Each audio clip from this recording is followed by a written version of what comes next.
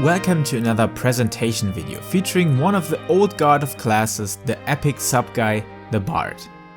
Like always, note that you can and will clear every form of content with every job, and only a very small percentage of players is able to utilize the very small differences that may lead to a DPS advantage or disadvantage. But even these speedrunners have used all jobs in each tier, so make your choice according to personal preference, interest, and how you like the job's combat system.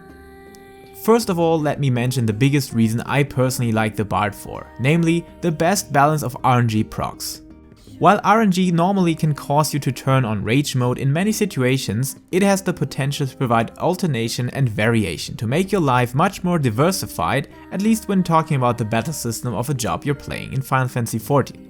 For example, where I think the red mage is on one side of the scale, where RNG procs more or less feel very insignificant and you can easily just force a whole bunch of them with other mechanics, creating mostly a placebo effect of RNG, then on the other side I personally feel like the RNG is an important factor for the dancer, that you're going to face the situation where no procs or a very poor number of those are a real lackluster for your DPS output and the overall feel of your rotation. And this is where the Bard lies in between, because I rarely find myself in the situation of damn, I got nearly no bloodletter procs in my mage's ballad phase, or not a single stack of pitch perfect, where in Army's Peon you actually don't realize procs at all. So this kinda fits in between both of these jobs because a lot of procs are happening on your dot ticks, while making use of Imperial Arrow is able to let you actively force the most important procs at least. So RNG besides critical and direct hits feels super satisfying on the Bard more than on any other job. Which directly leads us to the other benefit of this, namely the awesome idea to implement 3 stances into one battle system. Later on, when your whole kit is being unlocked, you will have access to 3 stances that, like mentioned above, stand in an RNG connection to your dot damage over time ticks that you're going to keep up anyways, and with the amount of targets, these procs and stances become even more relevant. And in each of these stances, you're utilizing another mechanic linked to your procs and your Imperial Arrow, where in your 30-second Wondrous Minuet you're gaining procs to use your Mighty Pitch Perfect at 3 stacks, which can happen a lot and should be used together with your cooldowns.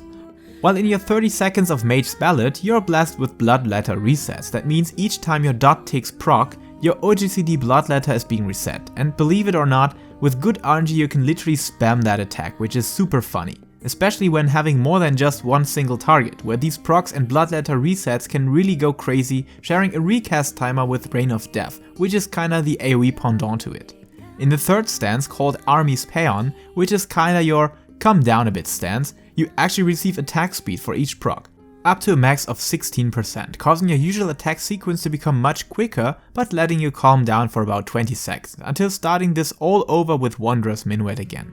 Especially for beginners, this cut between stances and differences offering different strengths and weaknesses is super easy to keep track of with your cooldown management and bursting opportunities. And this basically opens up another opportunity for beginners. Not only that you can directly start the Archer class from the starting screen, but that all this combat system is being slowly presented and explained to you by each skill you learn, interacting softly with other mechanics. Even when there may be 30-page long extensive guides about the Bard, the basic idea is made very clearly and easily, and I didn't have to look up any guide or tips to learn the whole thing. And I believe that even as a newcomer, you can do that as well. And even the high-end optimization is not as difficult as it may seem. Above that, you're in a good spot of ranged physical DPS job, which leads to a total flexibility and the ultimate movement when it comes to avoid getting hit by mechanics or when moving to certain positions is required. And even if you need to track your dots to not wear off and to stay in check with your ballads or minuets, a battle focus is much easier to accomplish than on some other jobs this game has to offer.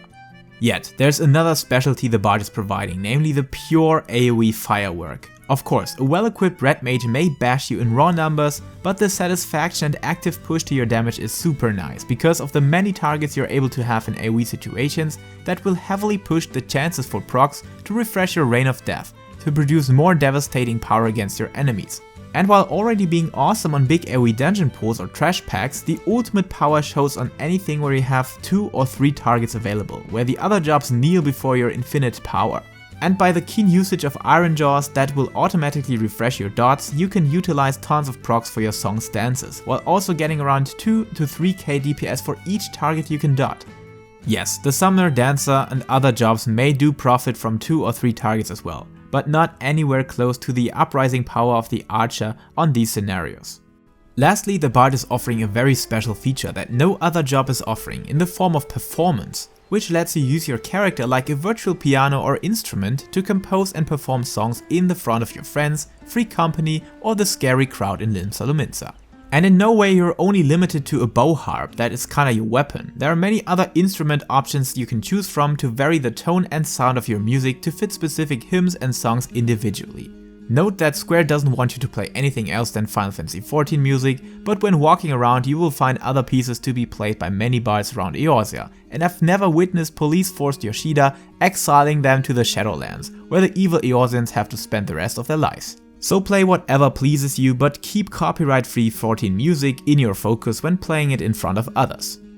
And I know, this section may not be relevant for some people as it is already unlocked when reaching level 30 as Archer and unlocking the Bard. So let me cover the idea that is connected to these hymns and songs battle-wise, namely the epic support feature. Because apart from the dancer, the Bard offers the strongest push to its party's offensive and defensive capabilities, while also being able to remove detrimental effects that is super unique among DPS jobs. And while offering crit and direct hit boosts during the Bard's cooldown phase, the buff from ballads and minuets give it a job identity on top of it, where bards always tended to be the supportive job to help out their loyal witcher friend in all sorts of problems with monsters or monster witches. But in our case, the witcher is actually a black mage. And to be completely honest, pushing out 20,000 DPS as an item level 513 bard, I don't feel degraded into that supporting role, so you actually hit much harder than people may expect you to.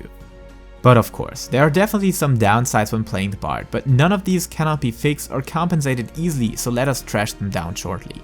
First of all, keeping track of your procs and especially your dots can cause a bit of fatigue, because you won't be able to put your eyes anywhere else than tracking those. So even if I like my UI setup for recording and overall game enjoyment, on the bard specifically, I always wish to change it to get bloodletter, pitch perfect and the duration of dots on my target clearly into my face in the center of the screen. So if you want to enjoy the game in all of its beauty or want to linger in attraction of other players' glamour sets, I highly recommend to put some proc buttons close to their 2B boosted thighs to not get punished inside of your rotation.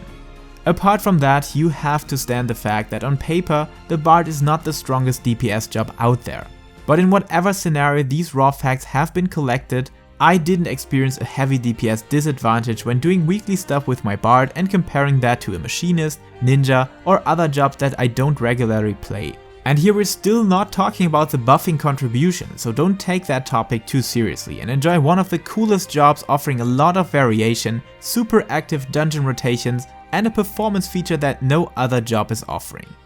And again, if you made up your mind and chose the epic sub guy, check out the guides on my channel for a solid foundation. Or visit Salted Final Fantasy XIV for an in-depth analysis and theory to learn all of the bard's details.